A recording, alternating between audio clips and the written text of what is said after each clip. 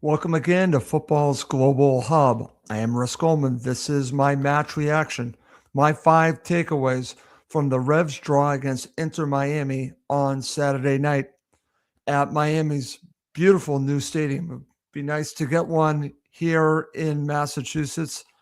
Let's see if it happens in Everett. I still have my doubts, but hopefully it will happen because you can see that's a beautiful stadium. It would be nice to have one here. And getting a draw on the road to the defending champions is a very good result. And I'll be going through that in my 5 takeaways, which I'll be doing probably for the next 15 to 20 minutes. And I continue to do these shows. I will have other post match shows, but this is a match reaction. It's just simply 5 takeaways from this draw, which in some ways feels like a victory. I know it's not, but it does have that feel to it. And that's what happens when you're playing a team like Inter Miami with Lionel Messi and you find a way on the road to get a point. Feels like a victory. It's not, but it feels that way.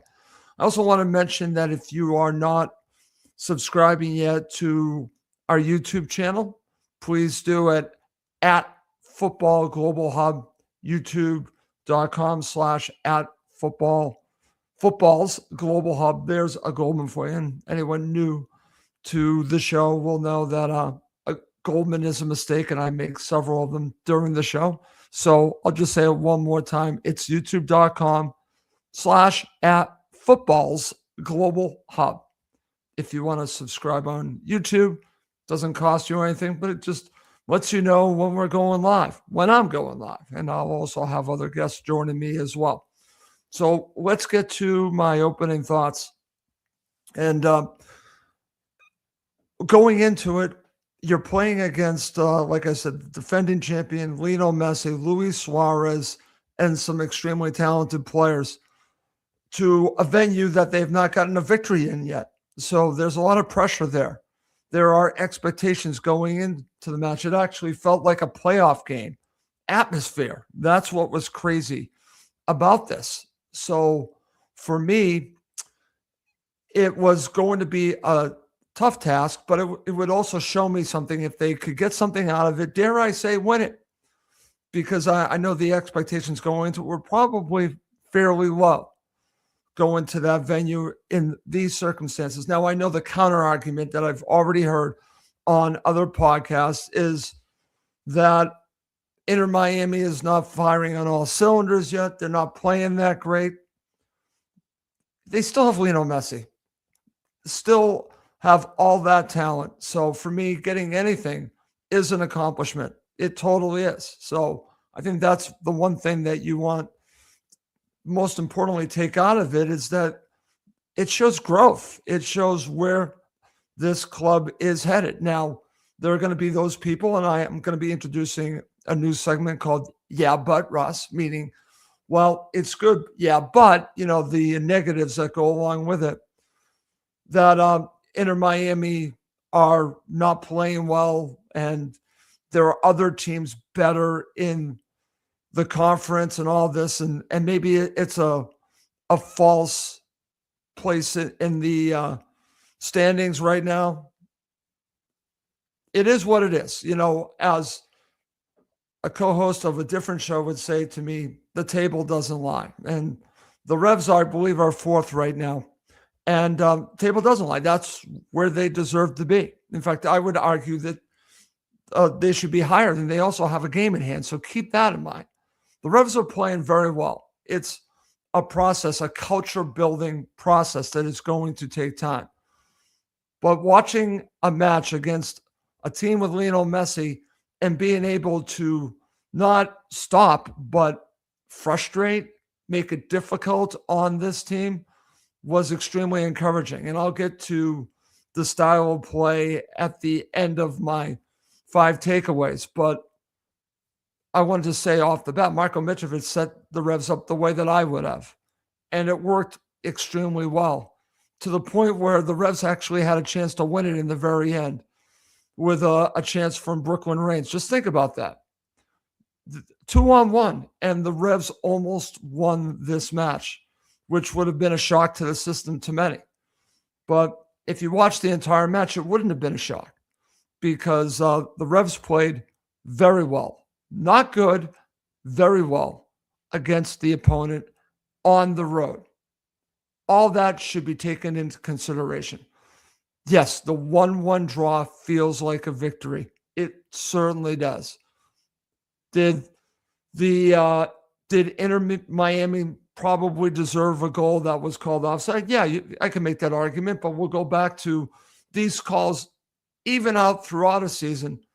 How about the game in Atlanta with Yusuf? Come on. Yes, you can make the argument. The yeah buts can have that argument, but I will tell you that the calls do even out throughout the season, and the Revs played well enough to get a point, dare I say, win the match. So that to me are my opening thoughts. A lot of encouraging things coming out of this match in a 1-1 draw that feels like a victory. So let's get to my 5 takeaways. Let's start with number 5. And I'm sure people had saw this. If you saw on X, I tweeted this out. I'm not a fan of this player whatsoever. So here's my number 5. Luis Suarez of Inter Miami tried to steal the match with cheating. Not once, but twice. I consider diving cheating. And it was 2 attempts. Thankfully, the ref did not fall for it on either occasion. I've seen this time and time again. Refs get conned into this. A player goes down, and just watch the replay. It is full out cheating from Luis Suarez. And I call him the biter and the cheater because that's who he is. So that would have been a shame if this guy got what he was looking for, because all that was you could say he's doing it for his team. And I would counter that by saying, well, this guy's a cheater. This guy's a cheater. That's what he is. He's done it his entire career. This is not a 1 or 2 time thing with Luis Suarez. I'm not a fan, as you could tell. The people will tell me, well, what a great goal scorer he was at Liverpool and where else he was. That can be true. Doesn't mean that I have respect for this player. I have zero respect for Luis Suarez. Zero. So the fact that a cheater tried to steal a match away from the Revs, I'm going to call it out. That's why that's my number 5 takeaway. Number 4, it's not a bad thing having Matt Turner helping you get a point from the match. Now, I'm listening to podcasts. I want to give a big shout out to Revolution Recap. I listen to every episode. Do a phenomenal job. Just a great show. So just a shout out to them. And obviously there's a lot of talk about Matt Turner, his contract situation, the fact that he's on loan, what do the Revs do? And it's a very warranted discussion because Matt Turner is playing fairly well. Do you pick up an option? Do you let him go back? Could it curtail the Revs season? That's all in play. And I will talk about that as we get closer and closer to the World Cup, because the Revs do have a decision to make when it comes to Matt Turner. They absolutely do. And I would be leaning towards keeping him and basically taking up the option on that. I would be leaning that way, but we'll have to see how everything else plays out as we get closer. But the one thing that is very noticeable is Matt Turner making key save after key save. Is he making saves that lead to a goal? Yes, but these are situations that every goalkeeper are going to have, but he had to make the save first. And these are difficult saves. The one here that led to the goal was a very good save, and it just happened to go to the right person. It goes in the back of the net. These things happen. But he was making save after save and kept the Revolution in the match and gave him a chance to take something from it and at times maybe win it. So it's not a bad thing. It's actually a very good thing to have a goalkeeper being able to do this. So for those who are looking to say it's a weakness, I say, no, it's not a weakness. The Revolution are growing as a team. Defensively, they will be growing as a team. The fact that he's making key saves is not a weakness because it is a team in its infancy learning how to play together. I would also argue that good teams are going to create scoring chances regardless of the opponent. Regardless if it was the Revs, if it was Nashville, if it was Chicago, Inter Miami are going to get these opportunities against anyone. So the question is, do you have the goalkeeper to keep you in the match during those periods of time? The Revs do. So if you're going to be one that's going to point out, well, there's a weakness here with the Revs, I disagree with you. I see a defense that's actually been pretty solid. And oh, by the way, missing their best defender right now with Ceballos. He's their best defender, and they're still finding ways to be extremely competitive defensively. So to have a top goalkeeper is a very good thing, not a bad thing. It doesn't mean that the Revs are in trouble. It doesn't. It actually just means he's doing his job. That's why that's my number 4 takeaway. Number 3, Al-Hassan Yusuf needs to play in central midfield moving forward. I think this is a no-brainer. The experiment having him out wide simply doesn't work because I think it hurts you in other ways. So I think you saw his how valuable he is in central midfield. And we'll be talking about man of the match coming up at the end. But Yusuf was a difference maker, especially on the counter and also breaking up potential situations for Inter Miami. Yusuf was right there. Yusuf was phenomenal in this match. Phenomenal. Only getting better. Maybe it took the right system, the right manager to get the most out of him. But Yusuf right now is playing at an elite level. Dare I say right now, potentially the Revs player of the season so far.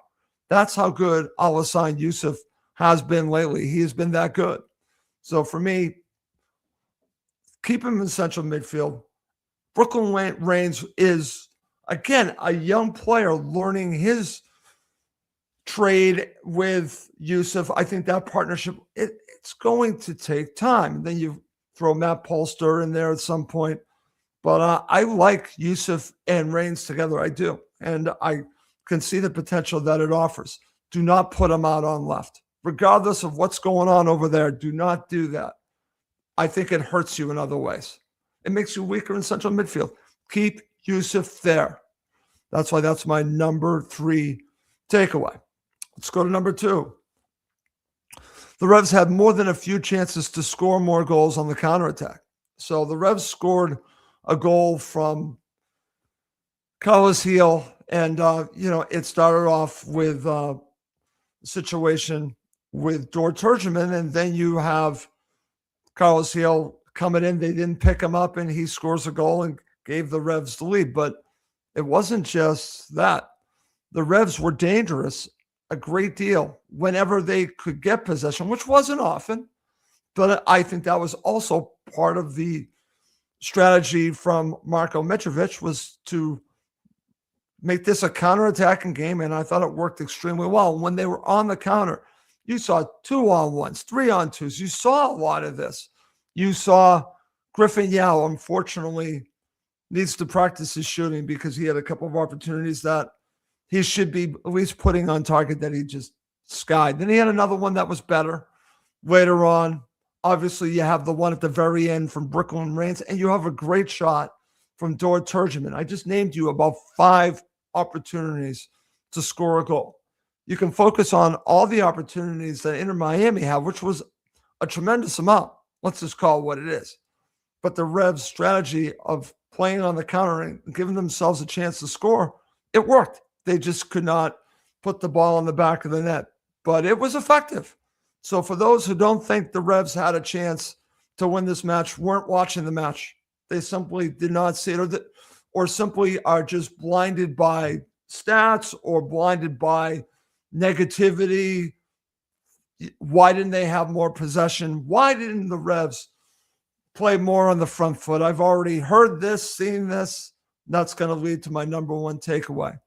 But my argument will be, in a very strong manner, is I've watched a lot of football in my life, and I know a team that has a strategy, and their strategy is to be the team on the counter. And just that's what the match is going to be.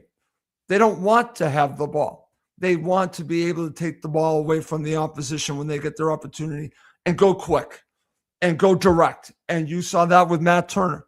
Went direct. There's nothing wrong with going direct. What else are you going to do against a team like Inter Miami? Are you going to try to take it to Inter Miami? Is that going to be your plan? Because the Revs would have lost 6-7-0. End of story. You have to find a way that suits the opponent to win. That's why I like Marko Mitrovic so much. And that goes to my number one takeaway. Marko Mitrovic put the Revs in position to succeed. It's only a point. I do this a lot in Cottage Talk when I will have say, did Marco Silva win the coaching battle? And in this case, I'm not really going to focus on the other coach because he actually made some good decisions as well. Bringing on his kids, I thought was extremely effective. So I wouldn't say Marco won the coaching battle, but the strategy that he set up, the starting 11, I was doubting it a little bit, but now I understand it watching the match, why he had Peyton Miller starting. I get it now because he was looking for pace on the counter. He was looking to go direct, and he needed speed, pure speed. That's why Miller started, and that made sense to me. He wanted speed to be able to break very quickly. He had that, and that worked really well. And he set the Revolution up very well with that starting 11. They were well drilled, and they were just basically, they made it very difficult on Lionel Messi. Yes, I said that. Still had all that great passing, but it wasn't like very easy. The Revs were not Swiss cheese. They were difficult to break down. And as the match went on, and you saw in the second half, I was focusing on Messi, and he actually looked a little frustrated. He looked like, or tired, because the Revs did not make it easy on him and Suarez and his teammates. Simply did not. They made it difficult on them. And in the end, like I said, the strategy worked to perfection. If the Revs did not create any scoring opportunities, then your argument would be, well, they just parked the bus. This wasn't parking the bus. I know what park the bus looks like. This was not it. This was a complete strategy to beat a team on the counter. And again, worked really well. It was set up this way. Like I said, if you were concerned about going into Inter Miami and thinking, why can't the Revs have more possession? Why can't they take control of the match? Not against this opponent. You can make the argument more for me at home, but not against Inter Miami. That would have been a recipe for disaster. And that's the difference here between, say, Mitrovic and Caleb Porter, which I was not a fan of, and some other managers that around the world, they only have one strategy. They do what they do. That's an old Pittsburgh Steelers thing. Well, Marko Mitrovic basically does his own thing, and he is willing to change things up. And he is a strategist. And that's one of the reasons why I feel very confident in the New England Revolution. It's about culture and strategy, and it's working together brilliantly. And Revs fans should be excited about what they're watching instead of the yeah buts that I saw over the weekend. And I'll get to my section of yeah but Russ coming out at the end of the show. And it's fine. If you want to do yeah but Russ, that's fine. I'm all for it, and I'm going to discuss it. But I'm also going to give you the positives that came out. I'm a very positive person. I am a glass half full person, but I will criticize the team when they deserve it. I have very little criticism here. I simply do not have a lot of criticism going on the road and getting a point from Inter Miami. Okay. Well, coming up next, I am going to share who I thought was man of the match, and I will end with a new segment called Yeah, But Russ. Okay, so let's get to man of the match. And part of me wants to give it, say, to Matt Turner for some of the saves he made. It could have gone there. Carlos Gil for his goal could have gone there. But I am going with Alassane Youssef, who was tremendous in central midfield and only getting better. Like I said earlier, please don't play him out wide. Keep him where he is and let him really just infect the game the way that he can. He can really influence the game is probably the better word. And like what I'm seeing from Alassane Youssef for the New England Revolution. I think he's going to be a player for years to come that we're going to be happy is with the Revs, like we talk about with Carlos Hill. He could get to that level. That's how good Youssef has been. So for me, man of the match, Alassane Youssef. So let's end with yeah, but Russ. So I just tweeted this out, and hopefully others will be sharing comments. I want to do this each and every week to just give me your comments. Yeah, but Russ, meaning give me things you don't like about the Revolution. It's fine. I want to talk about it. I definitely want to talk about things you're seeing that concern you. That's also under yeah, but Russ. Negativity also falls under yeah, but Russ. So let's get to my first topic of yeah, but Russ, and it's actually from a friend of mine. So I'm actually going to share it if you're watching live, and if you are, that would be great. I'm going to share this from my friend Corey here because he has the first comment in my section, yeah, but Russ, and it's this. And I'll read it and I'll share my thoughts on what I think of what Corey shared here. It says, my biggest concern is will the front office step up this summer and get Marco what he needs for the stretch run? It's great what they are doing right now, but this is a marathon, not a sprint. And the concern for me is, can they keep this going without key reinforcements? And that's from Corey Capaccia. And Corey, that is a great one to get us going. And it's a valid discussion to start off with, yeah, but Russ. So you have a very good, valid argument here. Will they invest this summer to give Marko Mitrovic reinforcements? The issue that you are seeing is will be depth. You also have the situation with Matt Turner. What do you do there? So there are big questions this summer for the New England Revolution after the World Cup. And it's funny because I've seen the Revolution years ago make a big move after a World Cup. Will they do it again? And I actually saw something suggested, so I'll give a shout out to Revolution Recap because I think an impact player that's more offensive could take the Revolution to the next level. And the name that was suggested, and I actually agree with this, is Gio Reyna. And if Gio Reyna is available this summer, the Revs should bring in a player. If it's not him, someone like that. Reyna fits the bill. Reyna, to me, is still a very talented player. And if you get him with Marko Mitrovic, I think he would get the most out of him. He has fallen way down the pecking order wherever he's played in Europe. When he went to Nottingham Forest, did next to nothing. But there's a talented player here. And the World Cup I want to say that whole thing really just screwed up his career. But he's still a very talented player. Can a manager like Marko Mitrovic get the most out of him? So if it's not him, to Corey's point, seeing the situation, especially coming out of this match with injuries, if you are serious about this season and you want to see them push forward, you bring Marko Mitrovic more quality players this summer. Absolutely. But Corey, the counter to you is, have they already invested in Marko Mitrovic? The answer is yes. Now, you might disagree with the players that he brought in, but look at the players that have been brought in. Most of them have played for Marko Mitrovic. So tell me they're not investing or listening to Marko Mitrovic. Of course they are, because they're going and getting the players he wants. Think about that.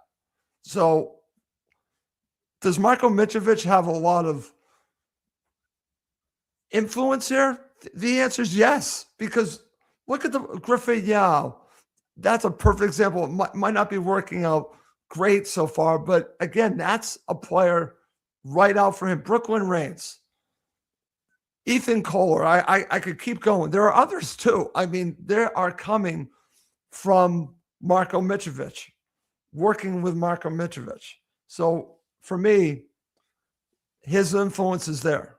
Now, the front office, Corey, I agree with you, need to do something this summer because before the World Cup, there can be a ton of home matches and a chance to really put the Revs in position to do something in the second half of the season. So if I'm them, and I wish I was, I would be looking at the missing pieces to take the Revs to the next level. I'm not saying that they can win MLS Cup, Supporters Shield.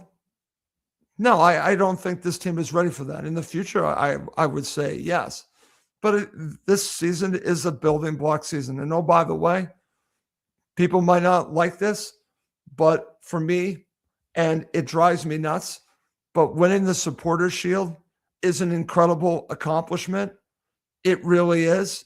I know everyone focuses on MLS Cup, but the Supporters Shield is massive. And in Europe, there is no playoffs. So even Lionel Messi was surprised after his team wins the Supporters Shield, right? But 2 seasons ago, loses in playoffs, and he's like, well, he didn't understand the big deal. Well, it's an American thing. I get that. It totally is. But the Supporters Shield is more than the Bruins winning, getting most points in the NHL. It is a hell of a lot more because a lot of these players grew up with the international model, which is used in the Premier League. The team that wins the Premier League, they don't go through playoffs. They just win the league. So how about for 5 seconds, giving the Revs a little bit more credit on winning the Supporters Shield a few years ago? They won't get it, but they'll get it from me. It's a hell of an accomplishment, even though they went out in the playoffs. A hell of an accomplishment, and something that should be looked upon more fondly than it is. That's actually how I'm going to end this episode. All right. Well, that's going to do it for this episode of Football's Global Hub. I'm on Apple Podcasts now, so please do subscribe on Apple Podcasts, on Spotify, and please do subscribe on YouTube at youtube.com at Football's Global Hub. I'll say it one more time, youtube.com/at Football's Global Hub.com. Oh, it's not .com. There's a Goldman, just F Football's Global Hub. There's a Goldman to end the show. How many Goldmans did I have in this show? I don't know, 10? Anyways, well, that's going to do it for this episode. My name is Russ Goldman. Thank you as always for watching and listening to Football's Global Hub.